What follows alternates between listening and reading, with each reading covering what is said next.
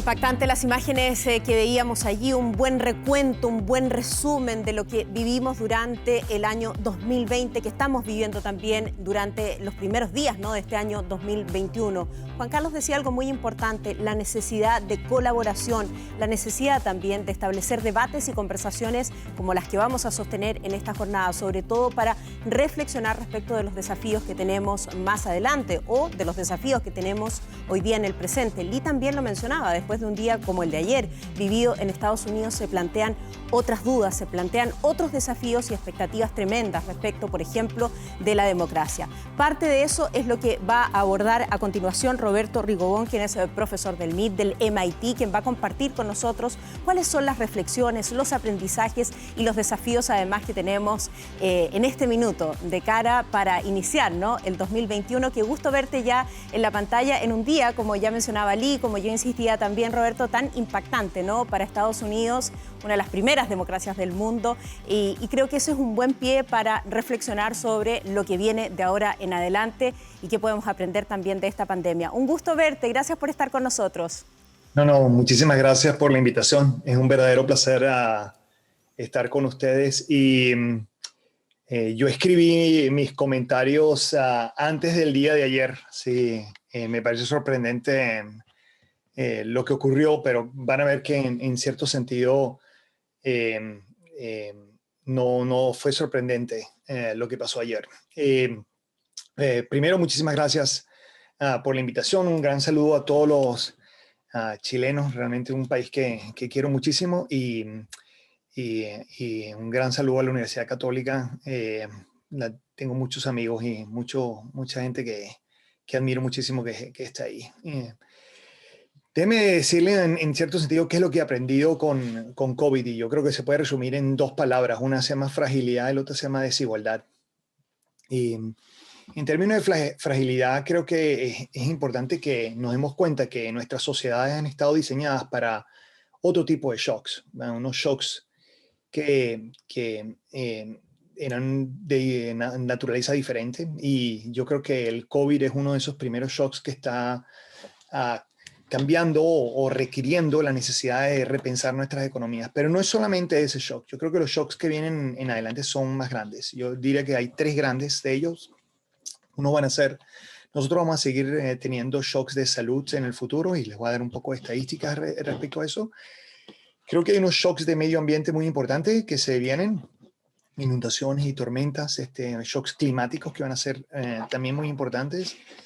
Y por otro lado, algo que ya estábamos experimentando en Latinoamérica eran los shocks que vienen por disrupciones sociales, como el de ayer de Estados Unidos, pero como el que tuvimos en toda Latinoamérica en el último trimestre del 2019, donde teníamos la mitad de los países de Sudamérica en una situación de zozobra. Entonces, déjenme contarles un poco los shocks que yo veo que van a venir. Lo primero son los shocks de los virus zoonóticos. Esto es algo que los infectólogos han venido diciendo de hace muchísimo tiempo. O sea, estoy repitiendo lo que dicen ellos, ¿ok? Y yo creo que las estadísticas las puedo resumir en algo muy, pero muy sencillo. Si nosotros vemos todas las pandemias documentadas desde el año 100 al año 1900, son 1800 años, y esas pandemias estuvieron muy bien documentadas por la iglesia y por el ejército, porque cuando había grandes pandemias que se transmitían de un país al otro, pues ellos documentaban esas muertes. Nosotros tuvimos durante todo ese periodo 16 pandemias, de las cuales 6 fueron por cólera. O sea, pero tuvimos 16 pandemias en 1800 años, o sea, más o menos uno cada 100 años. En el siglo XX, de 1900 al año 2000, nosotros tuvimos 4 de esas pandemias, 4 de esos virus. Fueron también muy grandes. Uno es el famoso Spanish Flu, que ocurrió en 1918, la primera versión de COVID. El otro es el HIV, el SIDA, en 1981. Y otros 2 que ocurrieron en Asia, uno que ocurrió fundamentalmente en Hong Kong en los años 70 y otro que ocurrió en el sur de Asia en el año 50. O sea que tuvimos 4 en 100 años, esos son uno cada 25 años. Bueno, en el siglo XXI tenemos 20 años ya aquí en este periodo, y ya hemos tenido 5, o sea, uno cada 4 años. Uno es el SARS, el otro es lo que se llama el Swine Flu, otro Ebola, otro se llama el MERS y ahorita el COVID. O sea que yo no sé si ustedes están alguna de estas estadísticas, pero de 1 en 100 años a 1 en 25 a 1 en cada 4. Y la razón es por nuestras cadenas de distribución de comida están tomando muchos atajos y eso está haciendo que virus de animales se estén transfiriendo a seres humanos. Nosotros no estamos cambiando eso en forma dramática y por lo tanto yo creo que lo que estamos observando va a continuar. Hay un virus que ocurre mucho en Chile y en el Perú que acaba de ser descubierto en Asia, entonces en Asia están medio paniqueando a pesar de que para los chilenos y para los peruanos es un virus muy común. Pero esta transmisión de virus que va de un lado al otro viene por la globalización y viene por la distribución de la comida. O sea que van a haber más de esos shocks y creo que es importante que pensemos y que nos preparemos para eso. Vienen los shocks de inundaciones y tormentas que estamos viendo en todos lados con el shock climático y van a venir los shocks de explosiones sociales que hemos visto. Estos shocks son más grandes que que hemos recibido en el pasado y creo que nuestros sistemas sociales no están preparados para manejarlos. Y vimos muchas fragilidades. Una de las fragilidades fue en la cadena de producción mundial. Creo que esto va a traer costos para algunos, va a traer oportunidades para otros. Latinoamérica yo creo que pudiese usar esto como una oportunidad, porque pudiésemos ser la región que diversifica la producción mundial. O sea, si yo tuviese una empresa multinacional que está produciendo en Asia y quieren diversificarse de la región, muchos de estos shocks que he descrito son regionales, valdría la pena buscar, bueno, quién sería el productor de manufactura marginal y es muy posible que seamos nosotros. Y los países en Latinoamérica que se preparen para aceptar esas inversiones van a estar mejor preparados para servir como el suplidor en caso que haya una disrupción en la producción de la cadena mundial. Esto también mostró grandes fragilidades en nuestro sistema de salud, de educación y nuestra seguridad pública en general. Claramente, nuestro sistema de salud tuvieron una capacidad insuficiente para manejar estas tragedias y claramente nuestro sistema educativo no pudo manejar en forma apropiada y en forma justa, eficiente y igualitaria el shock que recibimos. Si vamos a tener inundaciones en el futuro, la pregunta es cómo vamos a educar a los niños. No me queda claro que tengamos una respuesta para estas cosas. Hay fragilidad en las cuentas fiscales. Chile es una excepción. Chile, Perú serían unas excepciones en Latinoamérica de esto, pero nuestros países estaban muy mal preparados para manejar estas crisis. Claramente, el siglo XXI ha demostrado que las crisis que tenemos requieren altísimo apoyo de los gobiernos, tanto de los bancos centrales como de los gobiernos de la parte fiscal. Si esto se va a repetir una vez cada 10 años, creo que es importante que empecemos a ahorrar en los años buenos porque nos vamos a gastar los reales en los años malos. Así que tenemos que repensar un poco las cuentas fiscales y construir estos fondos que de alguna forma nos provean el seguro en las épocas que están malas. Otra vez, la forma como pensamos que se trabajaban en las economías en los años 80 y en los años 90 no es como la necesitamos que funcionen ahorita. Uno de los aspectos que estaba pensando añadir de esto era toda la fragilidad institucional que claramente con lo que pasó ayer en los Estados Unidos y lo que sigue pasando hoy todavía en los Estados Unidos demuestra que nuestras instituciones son muy frágiles. Hay que invertir muchísimo tiempo, esfuerzo, disciplina para que la calidad institucional no se llegue a deteriorar. Se va a deteriorar muchísimo porque yo lamentablemente creo que COVID nos ha movido a un sistema un poco más autoritario y no me queda muy claro cómo vamos a regresar a un sistema un poco más democrático. Y yo estaba resaltando el autoritarismo como uno de los resultados positivos de política, porque necesitamos un poco de disciplina durante COVID. Pero la pregunta es, el día que te conviertes más autoritario, ¿cómo te aseguras que vas a regresar a un comportamiento más democrático, con mayor libertad en las buenas? No está claro ese camino, para nada. Y no creo que sea trivial. No creo que uno simplemente se levante la mañana siguiente y se puedan arreglar las cosas tan rápido. Creo que hay una fragilidad de liderazgo brutal, tanto en la región como en el mundo.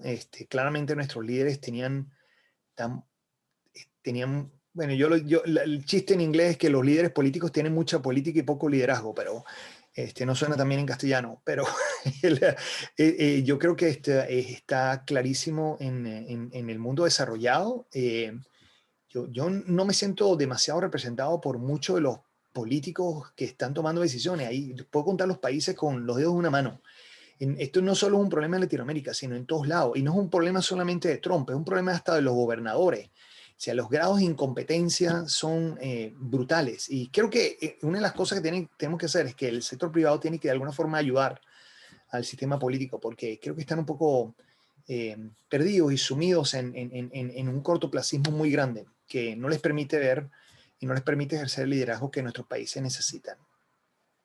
La consecuencia de todas estas fragilidades ha sido la desigualdad. Creo que, bueno, hay algunos dos aspectos muy claros. La salud y la educación afectaron a las poblaciones más de mayor necesidad en mayor grado. Digamos, mis hijos son universitarios, pero yo estoy seguro que si mis hijos van al colegio público en los Estados Unidos, pero yo vivo en un pueblo donde hay muchísimos recursos en el sistema educativo público. Por lo tanto, cuando vino la cuarentena para todo el país, bueno, pues los niños les tomó más o menos como 14 segundos estar preparados para recibir clases en iPads. Todo el mundo tiene internet en la casa, ¿entiendes? Yo vivo en un pueblo muy privilegiado en los Estados Unidos y por lo tanto para nosotros fue simplemente tener a los niños en casa, ¿me entiendes? En vez de jugar videojuegos, estaban jugando a aprender matemáticas. Y por lo tanto, si bien fue costoso para la sociedad dar la educación en las casas, eso no se compara al costo que han tenido las poblaciones más débiles en los países emergentes, donde yo creo que los niños en la práctica han perdido el año. Países como Perú, Ecuador, yo creo que los niños perdieron el año por completo, los niños más pobres. Y esto va a tener repercusiones muy grandes en el largo plazo. Esto no es un problema trivial. Y lo mismo ocurrió con estos sistemas de salud. Una cosa importante es que la sociedad no ha medido el costo social de COVID todavía. Yo sigo muy de cerca problemas, por ejemplo, como violencia doméstica. Y imagínense, lo que nosotros hicimos fue agarrar a la gente que sufre de violencia doméstica y los obligamos a estar en el lugar donde la violencia ocurre. Y aumentamos el estrés en esos hogares, poniendo a muchas de esas personas en desempleo, reduciendo sus ingresos. Y entonces, yo me imagino que el resultado es que vamos a tener muchísima más violencia doméstica cuando la documentemos. Pero como medimos estas cosas una vez al año, todavía nadie se ha dado cuenta. En Yahoo Finance, que yo sigo continuamente, no ha habido todavía la primera noticia sobre violencia doméstica en los Estados Unidos. Y la primera vez que mencionaron el aumento del nivel de estrés en los hogares de los Estados Unidos a través de COVID fue en diciembre. En diciembre. Los tipos fue la primera vez que se dieron cuenta que, ay, mira, parece que esto ha aumentado el estrés de la sociedad. Y esto ha sido en forma muy, pero muy desigual. Yo creo que hay ciertas tendencias que son importantes que atendamos. Estos son sobre la sustitución, las tareas, el desempleo y el teletrabajo. Son como ejemplos de eso.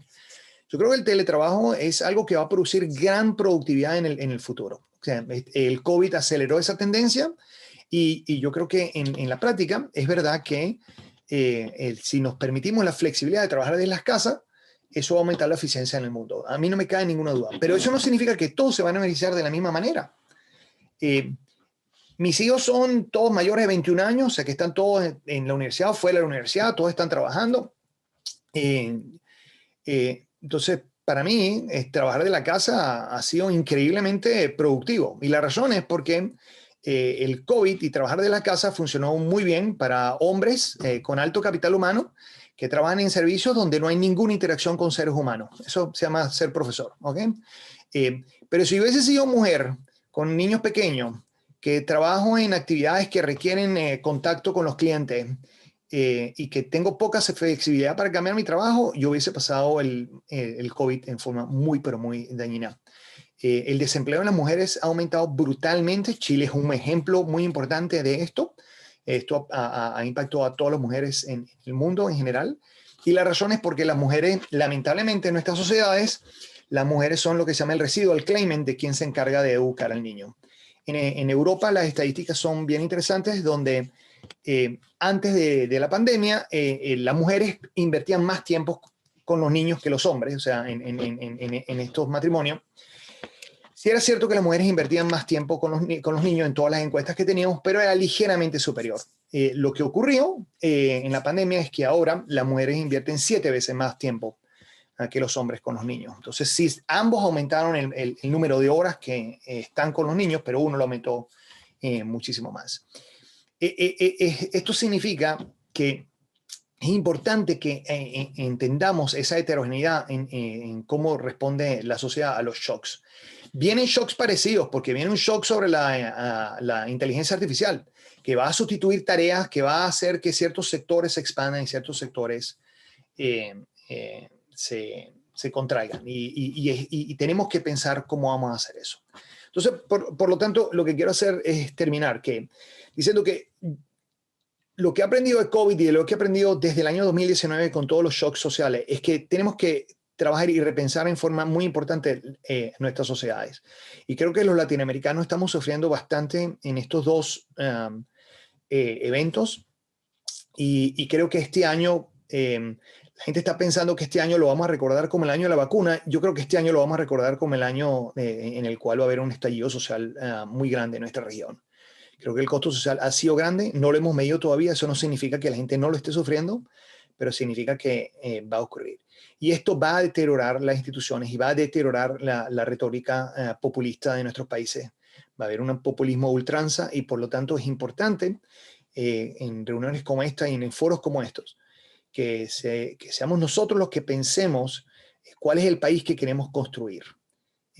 Los populistas les encantan las agendas destructivas, en donde lo que dicen es lo que no me gusta de lo que hacen los demás. Yo creo que eso oscurece las posibilidades de los países, en el sentido que discutimos lo que queremos destruir, no lo que queremos construir. Yo creo que en Chile podemos, este tipo de conversaciones, este foro, y por eso le felicito a la Universidad Católica por haber organizado esto, podemos empezar a una conversación para ver cuál es el país que queremos construir, que se convierte en el faro y el foco a seguir. Yo creo que hay muchas cosas para reinventar y muchas oportunidades. Yo creo que estos son los momentos en los cuales la creatividad tiene un gran retorno, ¿ok? El pragmatismo tiene un gran retorno. O sea que ojalá usemos esto para prepararnos para estos shocks y para construir un mayor bienestar en toda nuestra región. Déjenme terminar ahí. Muchísimas gracias.